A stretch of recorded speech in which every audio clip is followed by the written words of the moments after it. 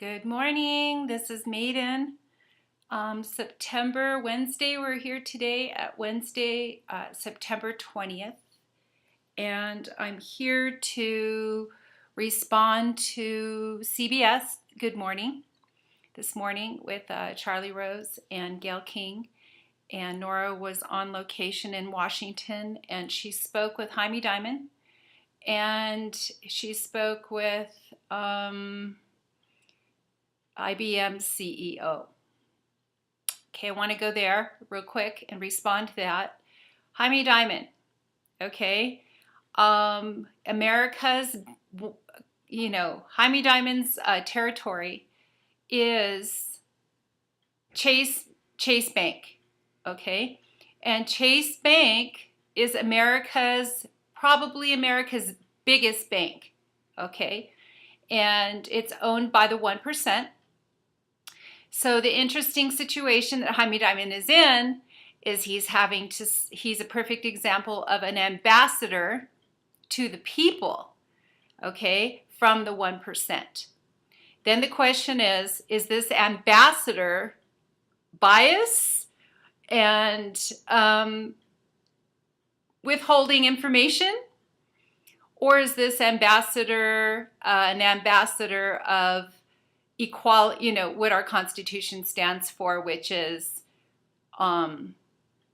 equal people, okay? Now, when our banks get behind the status of all men created equal, and we really put our money where our mouth is, we're making traction, okay?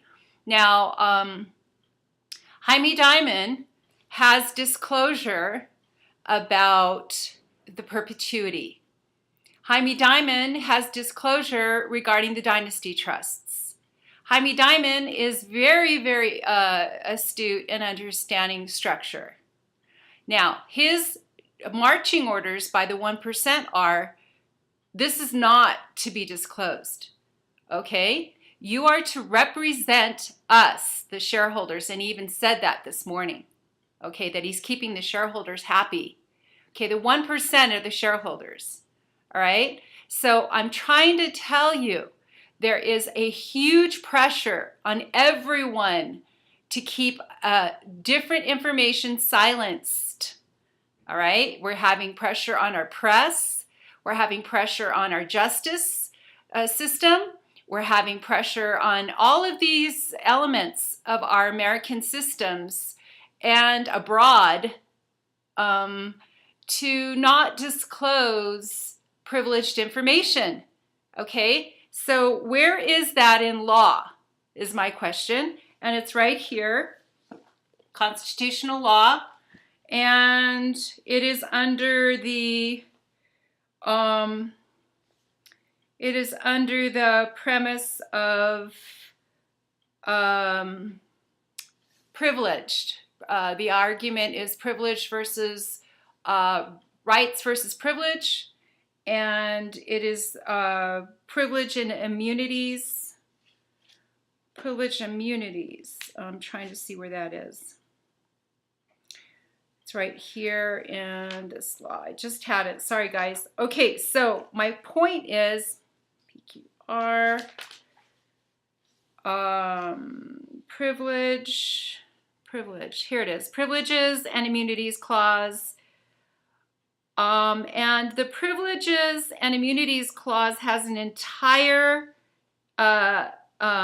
situation, section of rights for the privileged only, okay?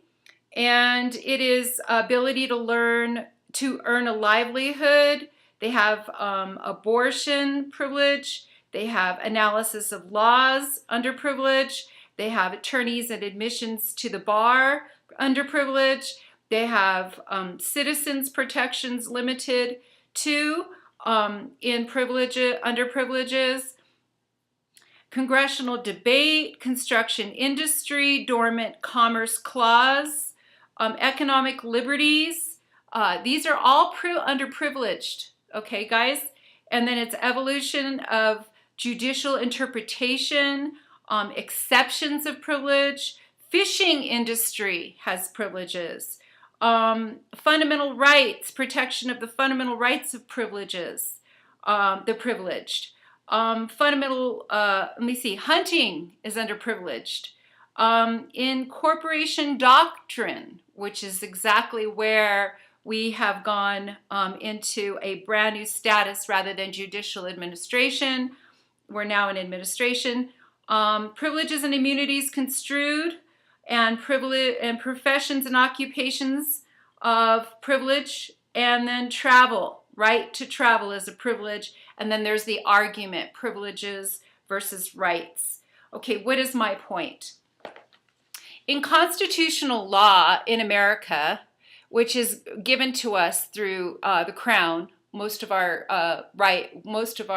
law was inherited through the Crown structures and ancient precedents of law. We got it here in America. Okay, so the privileged have a duty.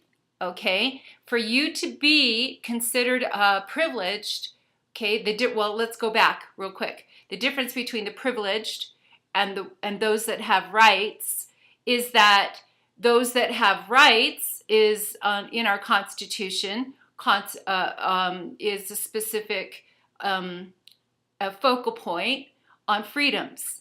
Okay, those rights equal freedoms, and those rights, some of them are inalienable rights. In other words, nobody can take them away from you. You're carrying them with you, with your body.